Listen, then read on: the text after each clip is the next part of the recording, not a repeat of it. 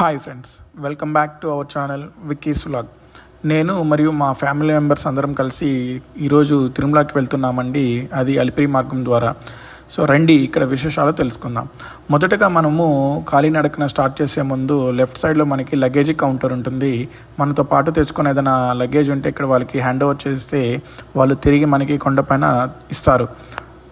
ఇక నడకయాత్ర స్టార్ట్ చేసే ముందు మొదటి మెట్టుకి కర్పూరం వెలిగించి కొబ్బరికాయ కొట్టి భక్తులు వారి యొక్క కోరికలు కోరుకొని స్టార్ట్ చేస్తారు. అదేవిధంగా మేము ప్రతి మెట్టుకి పసుపు కుంకుమ పెట్టుకుంటూ వస్తామని మొక్కున్నాము. సో అందుకోసమని ప్రతి మెట్టుకి పెడుతూ వెళ్తూ ఉన్నాము. ఇక్కడ ఈ వీడియోని మా తమ్ముళ్ళు రికార్డ్ చేయడం వల్ల పక్కన ఉన్న కొన్ని గుడులు చూపించలేకపోయాము. తిరుమలకి నడిచి వెళ్ళాలంటే 2 నడక మార్గాలు ఉన్నాయి. అందులో ఒకటి అలిపిరి మార్గము, ఇంకొకటి శ్రీవారి మెట్టు. శ్రీవారి మెట్టు ద్వారా వెళ్తే తొందరగా తిరుమలకి చేరుకోవచ్చు. కానీ ఎక్కువగా భక్తులు అలిపిరి మార్గం గుండానే వెళ్ళడానికి ఇష్టపడతారు. ఈ ప్రదేశానికి అలిపిరి అని పేరు ఎలా వచ్చిందంటే, పూర్వం ఈ ప్రదేశాన్ని తమిళనాడులో ఉండేది. అప్పుడు ఈ ప్రదేశాన్ని అడివారం అని పిలిచేవారు. అదేవిధంగా మొదటి మెట్టు మనం కొబ్బరికాయ కొట్టి ఎక్కాం కదా, ఆ మెట్టుని అడిపిడి అని పిలిచేవారు. ఇది కాలక్రమేణా అలిపిరిగా మారింది.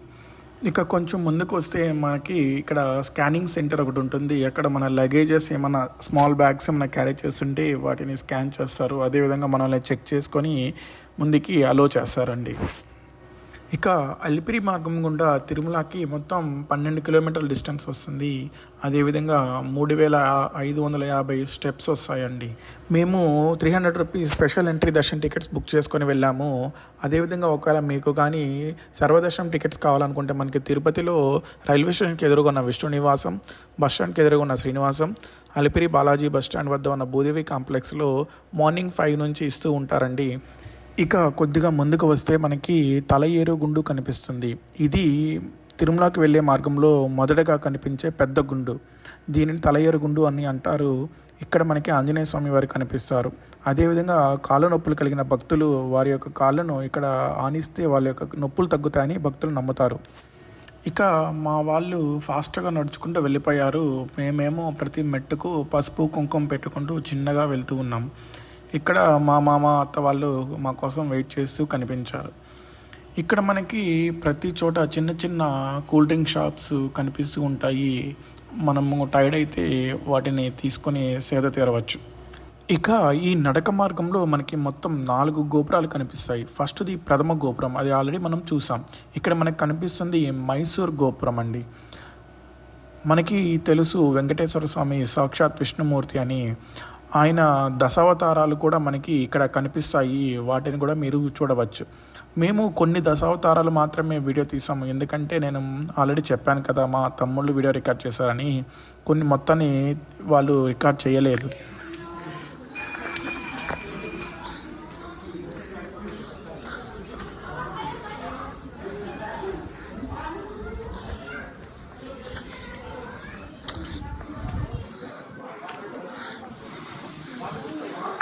ఇక కొద్దిగా ముందుకు వస్తే మనకి అక్కడ గజేంద్ర మోక్షం అనే ఒక చిన్న గుడి కనిపిస్తుంది. సో ఇక్కడ దండం పెట్టుకొని మీ యొక్క యాత్రని స్టార్ట్ చేయండి. ఇక దశావతారాల్లో 3వ అవతారమైన వరాహ అవతారాన్ని మనం ఇక్కడ చూడవచ్చు. మొదటి 2 అవతారాలైనటువంటి మత్స్య అవతారము, కూర్మ అవతారాన్ని మిస్ చేసామండి. మీరైతే వాటిని చూసుకొని ఖచ్చితంగా రండి.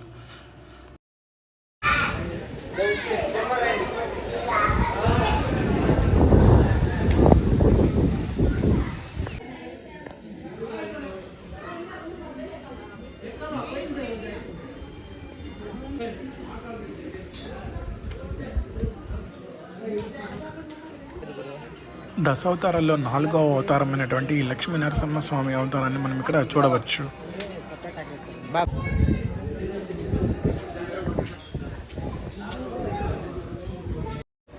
దశావతారాల్లో 5వ అవతారమైన వామన అవతారం మనం ఇక్కడ చూడవచ్చు. అదేవిధంగా ఇక్కడ కొంచెం ఫ్లాట్గా ఉంటుంది. మీరు ఎవరైనా రెస్ట్ తీసుకోవాలంటే ఇక్కడ రెస్ట్ తీసుకొని మళ్ళీ మీ యొక్క నడకయాత్రని స్టార్ట్ చేయవచ్చు.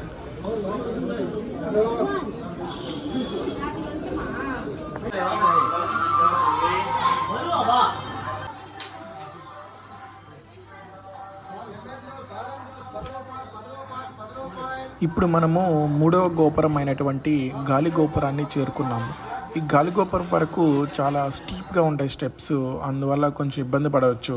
ఆ తర్వాత మాత్రం చాలా ఫ్లాట్గా ఉంటుంది, నడక మార్గం కూడా చాలా ఈజీగా ఉంటుంది.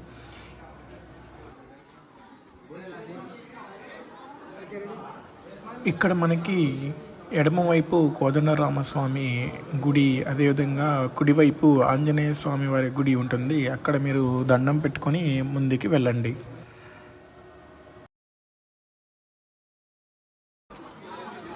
ఇక్కడ మనకి చాలా ఫాస్ట్ ఫుడ్ సెంటర్స్ మరియు టిఫిన్స్ ఇక్కడ అవైలబుల్లో ఉంటాయి. ఇక్కడ మనము భోజనం చేసుకొని మళ్ళీ మన యొక్క యాత్రను స్టార్ట్ చేయవచ్చు.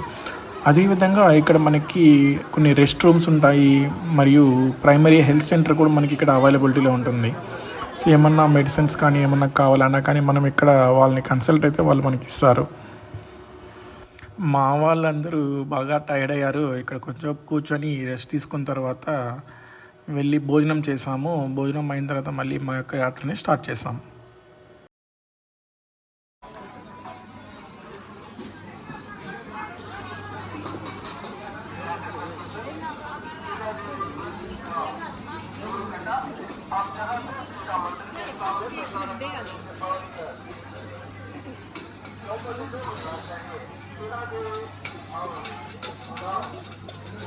ఇక్కడే మనకి విష్ణుమూర్తి అవతారాలు అనేటువంటి 6వ అవతారం పరశురాముని అవతారం మనకి కనిపిస్తుంది. ఇక్కడ దండం పెట్టుకొని మళ్ళీ మన యొక్క యాత్రని స్టార్ట్ చేయొచ్చు.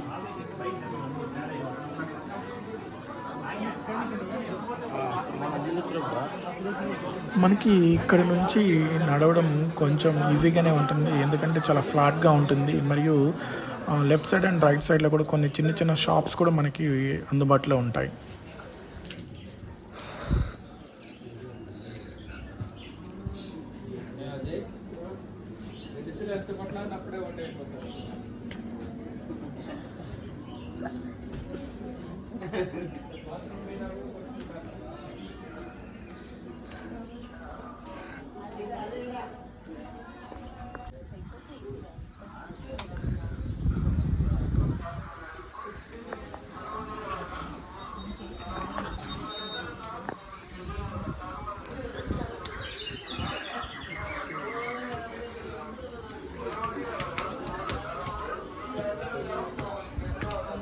షేక్ చేద్దాం.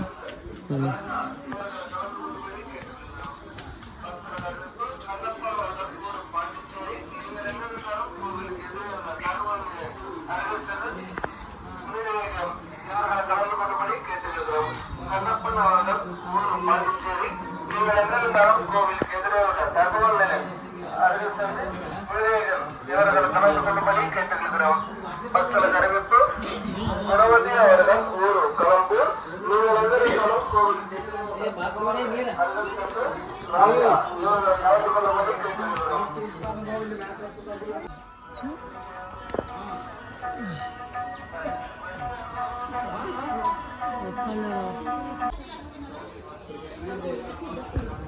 ఇక్కడ భక్తులు ఒక రాయి పైన ఇంకొక రాయి పేర్చి ఒక అంతస్తులా కడతారండి. ఎందుకంటే ఇక్కడ ఎన్ని అంతస్తులు కడితే వారి యొక్క ఇల్లు కూడా అంత పెద్ద అన్ని అంతస్తులు ఇల్లు కట్టుకుంటారని భక్తులు నమ్ముతూ ఉంటారు.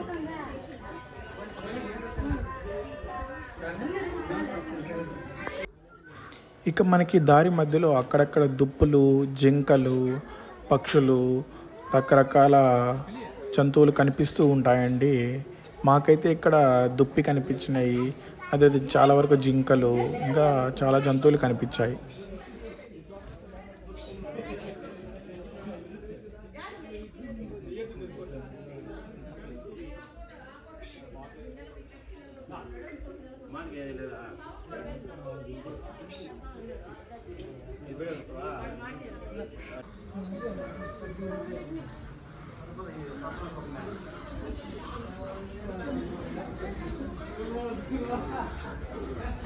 ఇక్కడ నుంచి మనకి కొంచెం ఫ్లాట్గా ఉంటుంది మరియు అదేవిధంగా కొన్ని వార్నింగ్ సైన్ బోర్డ్స్ కూడా కనిపించాయి. అది ఏమంటే ఎలుగుబంట్లు, పులులు ఉంటాయి అని చెప్పి వార్నింగ్ సైన్ బోర్డ్స్ కూడా కనిపించాయి. సో మనము కొంచెం కేర్ఫుల్గా ఉండాలి.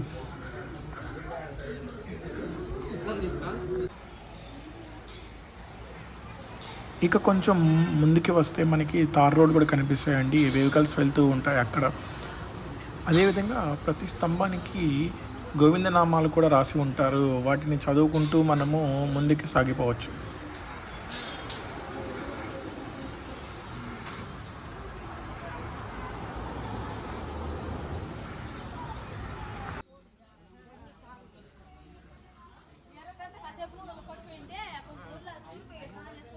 నువ్వు ఇప్పుడు పోయినా నీకు రూమ్ మీరు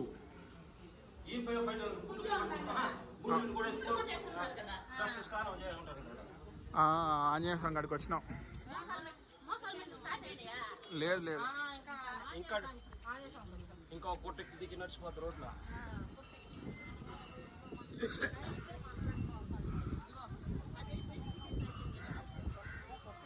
దశావతారాల్లో చివరి అవతారమైనటువంటి కల్కి అవతారాన్ని ఇప్పుడు మనం చూస్తున్నాము.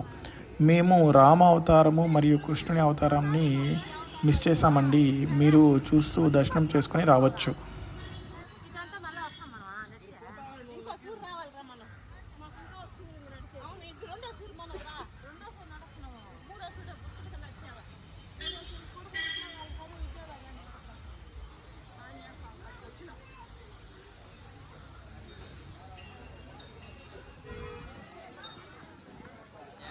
ఇక్కడ మనకి 30 అడుగుల ఆంజనేయ స్వామి విగ్రహం కనిపిస్తుంది.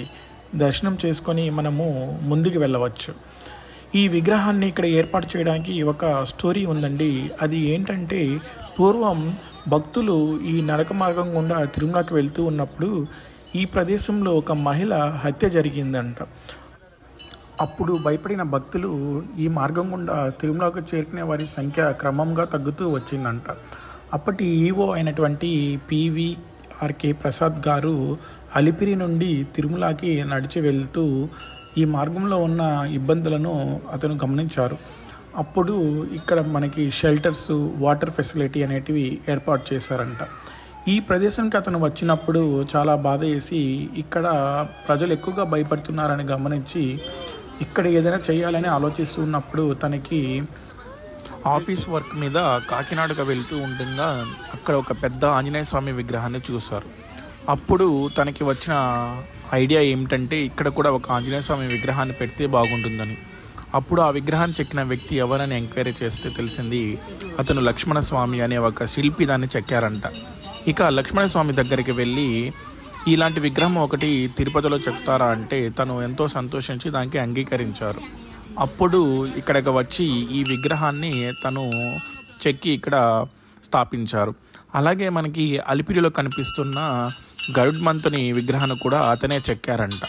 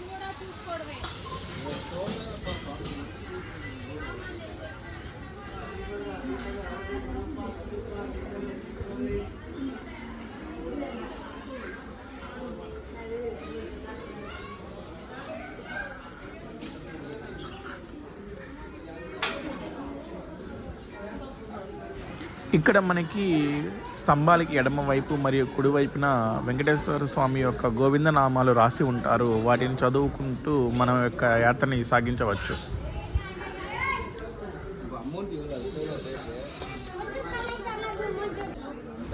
మాకైతే ఇక్కడ జింకల గుంపు కనిపించింది. అవి వాటికి ఎలాంటి భయం లేకుండా అవి మనుషులతో చాలా ఫ్రెండ్లీగా కనిపించాయి. వాటికి ఆల్రెడీ అలవాటు అయింటుంది కదా, ఇక్కడున్న భక్తులు వాటికి ఆహారం అందిస్తూ ఉంటారు, అందుకని అవి చాలా ఫ్రీగా తిరుగుతూ కనిపించాయి.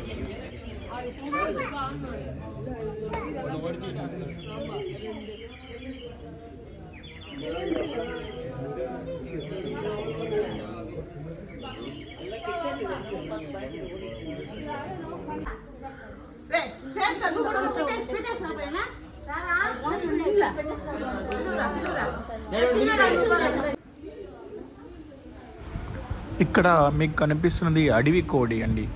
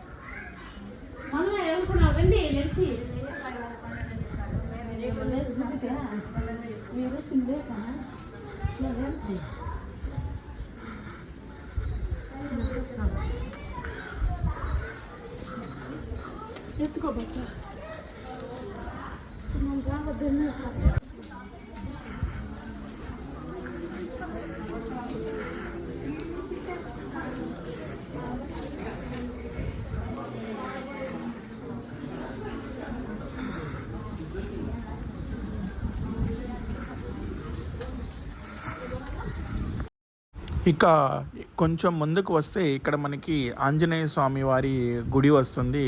అక్కడ మీరు దండం పెట్టుకొని ముందుకు వెళ్ళండి.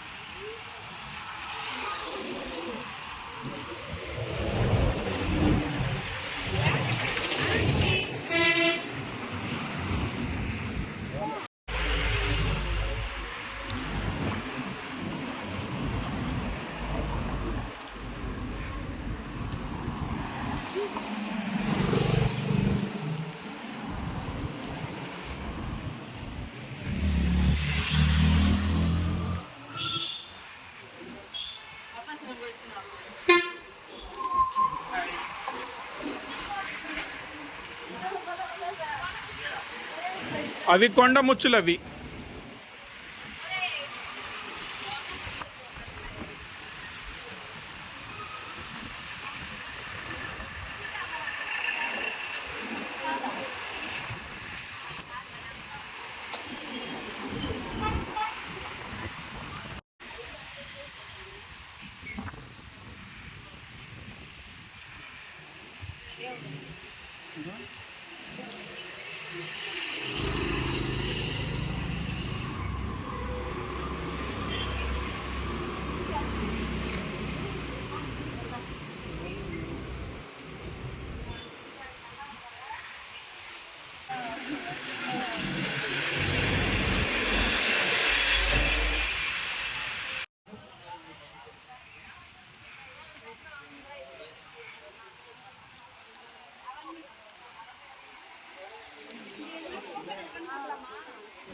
ఇప్పుడు మనం 7 కొండలలో చివరి కొండ అయినటువంటి నారాయణగిరి పర్వతాన్ని చేరుకున్నాం. దీనిని మోకాళ్ళ పర్వతం అని కూడా అంటారు. ఇక్కడ నుంచి సుమారు 2.4 కిలోమీటర్ల డిస్టెన్స్ ఉంటుంది తిరుమలకి. అన్నమయ్య మొదటిసారి తిరుమలకి వచ్చినప్పుడు ఈ మోకాళ్ళ పర్వతం వద్ద అలసిపోయాడని చెబుతూ ఉంటారు. ఇక రామానుజాచార్యులు తిరుమలకి తొలి దర్శనానికి వచ్చినప్పుడు ఈ పర్వతం గురించి తెలుసుకొని ఈ పర్వతాన్ని పాదరక్షణలతో తాకరాదని మోకాళ్ళతో కొండను ఎక్కాడట. ఇక్కడ కొంతమంది భక్తులు మొత్తం మోకాళ్ళ మెట్లని మోకాళ్ళతో ఎక్కుతూ ఉంటారు. కొంతమంది 100 మెట్లు, మరికొంతమంది 11 మెట్లు, ఇంకొంతమంది కనీసం 3 మెట్లైనా మోకాళ్ళతో ఎక్కుతూ నేటికి ఆ సంప్రదాయాన్ని కొనసాగిస్తూ ఉన్నారు.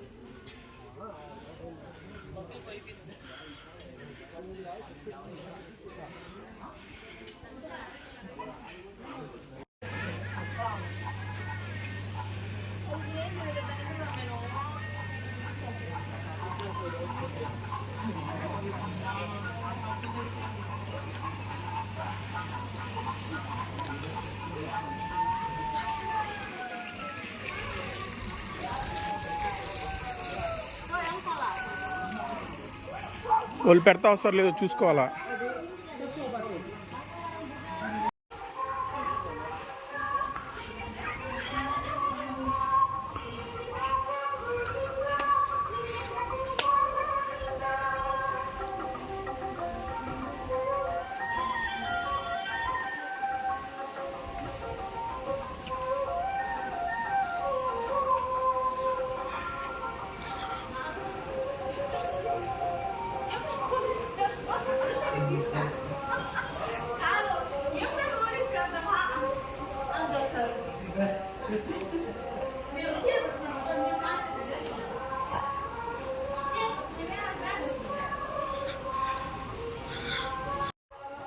ఇక్కడ మనకు కనిపిస్తున్న వీళ్ళని ఆళ్వార్లు అని అంటారు. వీళ్ళు వెంకటేశ్వర స్వామికి సంకీర్తనలు రాశారంట.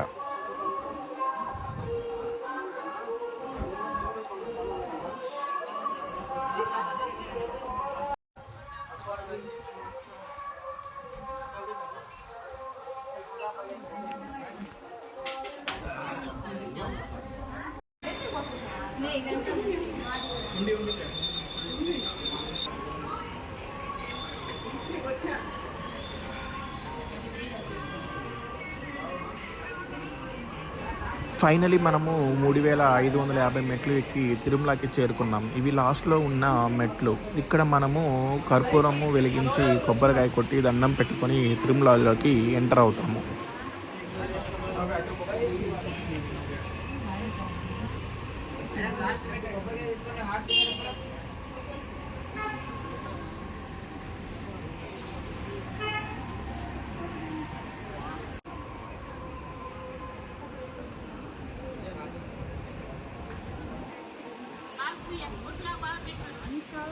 దీనిలో పోసే 7 పోసారా మిగిలిన దానిలో పోసే నేను అప్పంగా దానిలో పోసే ఈ ప్యాకెట్